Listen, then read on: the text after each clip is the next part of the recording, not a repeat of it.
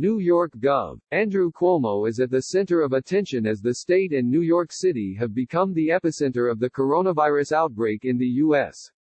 And longtime observers say Cuomo's natural strengths, decisiveness, taking charge, listening to the experts and sticking to the facts, are playing well in a public health crisis. He's known as a hard-charging, take-no-prisoners kind of guy, says USA Today Network reporter John Campbell, who's covered politics in Albany for nearly a decade. He likes being in charge. He has no qualms about telling people what to do and saying what he thinks needs to be done. Followers of New York politics say Cuomo's reputation for micromanaging and being controlling and rough around the edges has often been seen as a negative in the past, but in a moment of crisis, he's gained accolades even from some critics for taking bold action. Born in 1957, Cuomo is the second of 5 children of Mario Cuomo, the 3-term governor of New York from 1983 to 1994. He's very much his father's son. He got his start in politics running a lot of the campaigns for his father, says Bob Liff, a former reporter in New York who is now a Democratic political consultant. In the mid-1980s, after law school in Albany, Cuomo worked as a lawyer before founding a nonprofit organization to help build housing for the homeless. In 1991, he became head of the New York City Commission on the Homeless. That led him to Washington, D.C., where in 1993 he began working at the Department of Housing and Urban Development as an assistant secretary.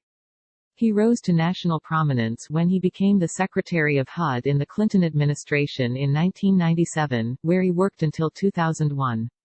But Cuomo still had his eye on New York. He ran for governor in 2002 but failed to win the Democratic nomination after remarking that the governor at the time, George Pataki, held the leader's coat, that leader being New York City Mayor Rudy Giuliani. Cuomo became a pariah, as the New York Daily News described it. Not long after that he went through a separation from his wife that became fodder for tabloids in 2003. Cuomo's path back to power came in 2006, when he won his first statewide election, becoming the Attorney General of New York State. 4 years later he won election as governor, and was re-elected in 2014 and 2018. During his time in office, he has trumpeted the passage of measures to legalize same-sex marriage and raise the minimum wage to $15 an hour.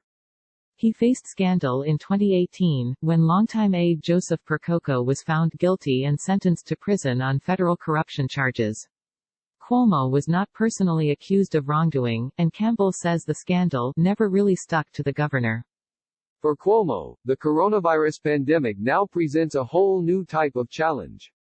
This is the biggest challenge since 1918, Liff says. 2 of New York's greatest disasters, September 11 and Superstorm Sandy, were discrete events.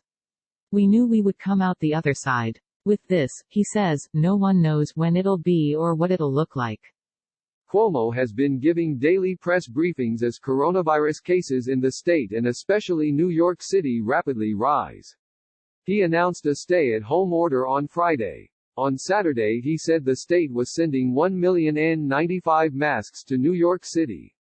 On Sunday he said he approved 4 sites for the Army Corps of Engineers to build temporary hospitals. On Monday he ordered hospitals to increase their capacity by at least 50%, even as he announced the state's coronavirus cases had topped 20,000. The briefings and his performance are getting rave reviews, according to Campbell. Both from people within his party, and even Republicans. I've been pretty impressed with how he's dealt with trying to convey accurate information to not just the people of New York State but specifically the people in New York City, says Christina Greer, an associate professor of political science at Fordham University.